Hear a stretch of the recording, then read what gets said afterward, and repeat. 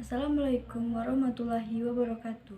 Perkenalkan, nama saya Nopeli Adelpa FA, NPM C0C023013, Prodi D3 Akuntansi, Fakultas Ekonomi dan Bisnis. Baiklah, pada video ini saya akan mereview handphone yang sedang saya gunakan pada saat ini, sesuai dengan tugas yang diberikan oleh Ibu Indah Oktari Wijayanti, SE, MSI, AKT, mata kuliah komputer dan pemrograman. Sejarah Realme pertama kali muncul di Tiongkok pada tahun 2010 sebagai Oppo Real. Realme awalnya merupakan sub merek dari Oppo Electronic Corporation, salah satu anak perusahaan BBK Elektronik, dan mulai menjadi perusahaan independen pada tahun 2018. Pada 30 Juli 2018, mantan wakil presiden Oppo dan presiden Oppo Divisi Bisnis Luar Negeri, Bing Zhong Li, mengumumkan pengunduran dirinya dari Oppo dan niatnya untuk mendirikan Realme sebagai merek yang independen. Pada laman Weibo, ia fokus menciptakan telepon genggam dengan menggabungkan antara performa yang cepat dan desain yang modis. Pada Mei 2019, Realme mengumumkan secara resmi pemasarannya di Tiongkok dan meluncurkan beberapa telepon genggam seperti Realme X, Realme X Lite, dan Realme X Master Edition. Pada Juni dan Juli 2019, Realme memasuki pasar ponsel di daerah Tiongkok, India, Asia Tenggara, dan Eropa.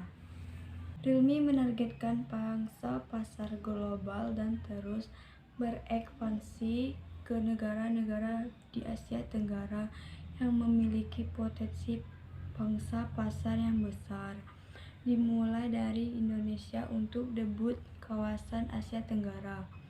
Di Indonesia, Realme muncul pertama kali di Jakarta 9 Oktober 2019 dengan produk Realme C1, Realme 2, dan Realme 2 Pro. Akan tetapi setelah rilis Realme C3, Realme kehilangan jati diri. Counterpoint, lembaga analisis data internasional, mengumumkan data penjualan telepon genggam untuk kuartal 2 2019 yang mencatat total penjualan Realme secara global sebanyak 4,7 juta unit. Total penjualan mengalami peningkatan dan berhasil menjadikan Realme sebagai merek smartphone paling berkembang di dunia. Realme untuk pertama kalinya masuk ke daftar 10 merek smartphone global. Di antara banyak merek smartphone di Indonesia, Realme merupakan merek paling muda, sebab merek ini baru dimulai debutnya di tanah air pada tahun 2018. Dengan demikian, eksistensi Realme di Indonesia baru sekitar 3 tahun. Meski demikian, Realme mampu mendulang pertumbuhan bisnis yang cepat. Merek ini bahkan masuk dalam daftar 10 vendor smartphone teratas di dunia hanya setahun setelah debut. Kelebihan Realme yaitu 1. Performanya yang tinggi. Siapapun yang pernah melihat harga-harga dan spesifikasi dari Realme pasti tahu bahwa produk Realme sungguh mencerminkan konsep performanya yang begitu tinggi. Sekalipun berada di harga yang sangat terjangkau dibandingkan ponsel lain, spesifikasinya tidak jarang membuat para fans menganga. Hal ini karena Realme tidak melakukan promosi besar-besaran pada kanal offline, melainkan hanya pada offline saja. Ya, sama seperti merek Xiaomi. Alhasil, ponsel Realme pun bisa dirilis dengan harga yang begitu murah, namun tanpa membuat perusahaan bonkos. 2. Yaitu punya UI yang kaya fitur. Karena Realme merupakan sub-brand dari Oppo, maka awalnya mereka masih menggunakan Color OS di HP Realme.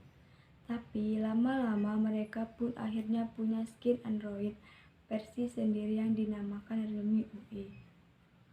Nah, Realme UI ini terbilang lebih unggul dari Color OS.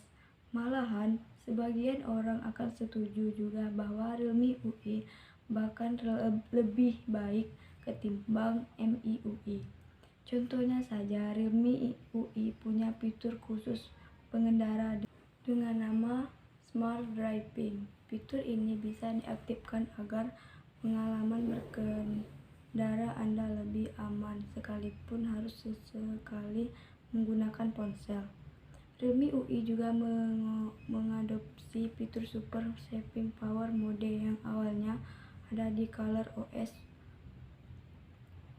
Fitur ini sungguh berguna banget dikala HP sudah akan sekarat. Pasalnya, di sisa baterainya yang hanya 5%, ponsel tetap bisa dipakai untuk menjalankan 6 aplikasi. Bahkan, 5% pun muat untuk chattingan di WhatsApp atau mendengarkan lagu di Spotify selama beberapa jam dibanding dengan MIUI. Realme UI juga dipercaya memiliki tampilan user interface yang lebih baik. 3. Menyuguhkan refresh rate tinggi pada jajaran HP murah. Layar pada ponsel punya refresh rate yang lebih tinggi loh, dari 60 Hz misalnya 90 Hz atau 120 Hz. Artinya layar bisa terlihat lebih mulus saat di-scroll ataupun saat bermain game. Tapi sayangnya, tidak semua ponsel menghadirkan laju penyegaran tinggi, hanya proses yang mahal-mahal saja. Tapi semua berubah semenjak Realme menyerang dengan ponsel-ponsel murahnya. Contohnya saja seperti Realme 7 dan 7i, lalu ada juga Realme Narzo. Ketiga ponsel ini merupakan yang termurah dari sudah menghadirkan opsi laju penyegaran 90 Hz. Lalu ada Realme 8i dan Realme Narzo 50 yang hadirkan refresh rate 120 Hz. Barulah setelah itu merek-merek lain mulai mengikuti untuk turut menyertakan ponsel terjangkau dengan laju penyegaran tinggi. Anda mungkin mengira kalau Realme itu adalah merek yang melekat dengan identitas rakyat jelata. Tapi tunggu dulu, mereka juga punya seri flagship yang berdaya saing tinggi, yakni seri X dan Realme GT series. Beberapa produk andalan seperti Realme X50 Pro, X Super Zoom, dan Realme X2 Pro sungguh menawarkan kualitas dan spesifikasi tinggi dan premium. Pada perkembangannya, seri X tidak dilanjutkan. 5. Build quality body yang bagus. Sebagai salah satu benda yang paling sering dipegang konsumen, tentu HP memerlukan build quality yang bagus agar enak digenggam dan tidak mudah rusak atas keteledoran pengguna. HP Realme sering kali dibekali dengan perlindungan dari percikan air sehingga membuatnya lebih awet.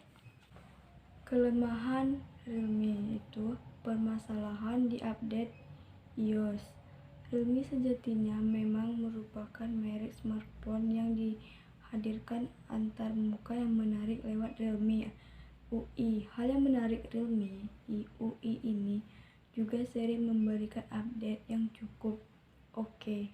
Hanya saja sering tidak ada informasi berapa lama jaminan update OS yang didapatkan dari sebuah ponsel. Hal yang perlu dipelajari dari brand HP dari Tiongkok. Pada Samsung memang soal update ini, Realme tentu terus belajar dari Samsung yang sering dijanjikan jumlah update OS yang didapatkan pada ponsel yang dijualnya. 2. Yaitu belum dihadirkannya ponsel khusus gaming Seringkali para penggemar membandingkan Realme dengan Xiaomi. Soalnya kedua merek ini memang punya banyak kesamaan dari segi target pasarnya, sama-sama menawarkan palu tinggi dengan harga yang terjangkau. Nah, Xiaomi sendiri sudah punya brand dengan nama Black Shark, yakni seri HP gaming yang begitu dahsyat performanya. Memang bukan di bawah langsung Xiaomi, namun Xiaomi berinvestasi di Black Shark. Beberapa pesaing utama lainnya adalah Asus ROG Phone dan Lenovo Legion. Kendati demikian, Realme dinyatakan tidak menghadirkan produk adapun untuk menyaingi Black Shark. Mereka punya sub-brand bernama Narzo. Mereka juga punya seri khusus gaming. Sayangnya, seri tersebut tidak dikhususkan benar-benar gaming. Contohnya seperti Realme GT Neo 3. Tidak seperti brand lain yang punya khusus brand tersendiri. 3. Branding yang kurang kokoh karena merek baru.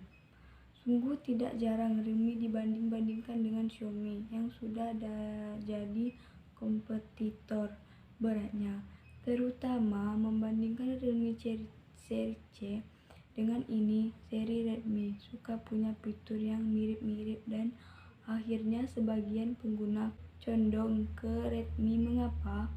Pasalnya Xiaomi emang sudah berdiri sejak lama ketimbang Realme yang merupakan pendatang baru. Xiaomi sendiri sudah berdiri sejak tahun 2010. Sedangkan Realme baru dijadikan merek independen pada tahun 2018. Ini artinya sungguh PR bagi Realme kalau mau menyusul Xiaomi, sang merek HP yang lebih dulu dikenal sebagai HP pelopor HP berpalu tinggi, namun tetap terjangkau. Kendati demikian, sekarang posisi Realme di Indonesia tetap terbilang solid dengan antusiasme masyarakat yang tidak kalah tingginya dengan merek lain. Yang jadi kendalanya lagi bahwa masyarakat belum tahu seberapa lama siklus pertahanan ponsel Realme karena umurnya yang masih pendek. Alhasil, Realme perlu beberapa tahun lagi untuk membuktikan kalau produk-produknya memang berkualitas. Namun, belum lagi branding Realme lebih berpusat pada generasi muda, baik itu dari spesifikasi desain ataupun fitur-fitur pendukungnya. Bagi beberapa konsumen yang berasal dari generasi lama, merek Realme pun tidak begitu dilirik. Kondisi ini membuat branding Realme kurang bersaing dengan beberapa merek lain seperti Vivo atau Oppo. Nah, sekarang Anda tahu yang membuat Realme begitu menariknya di mata orang. Sering dianggap HP rakyat jelata, namun hal ini tidak sepenuhnya benar. Merek Realme sendiri cocok untuk orang-orang yang bersifat brand agnostik, alias yang mengungguli merek tertentu hanya dari reputasinya saja. Smartphone dengan merek Realme ini juga mengeluarkan produk-produk dengan berbagai series, yaitu salah satunya dengan series C. Seperti yang saya gunakan ini, Realme C12. Adapun kelebihan dari Realme C12 yaitu baterai luar biasa awet, triple kamera yang tergolong bagus, sensor sidik jari dan face unclock yang tepat, desain body trendy dan kokoh, hadir dengan 3 slot reverse charging. Dan juga kekurangan dari Realme C12 ini yaitu performa game kurang memadai, tidak ada fast charging, RAM dan memori internal tergolong kecil, layar belum Full HD. Spesifikasi dan harga HP Realme C12 dengan baterai 6000 mAh, 3 kamera hanya di 1,8 jutaan, resmi masuk pasar Indonesia pada Agustus 2020. Realme C12 langsung diburu para pecinta HP dari kelas entry level. Daya tarik utama HP yang satu ini ada pada kapasitas tidak hanya baterai. Realme C12 juga didukung dengan RAM 3 GB dan memori penyimpanan hingga 32 GB bagi Anda yang senang bermain game online ringan. Rasanya Realme C12 bisa jadi alternatif.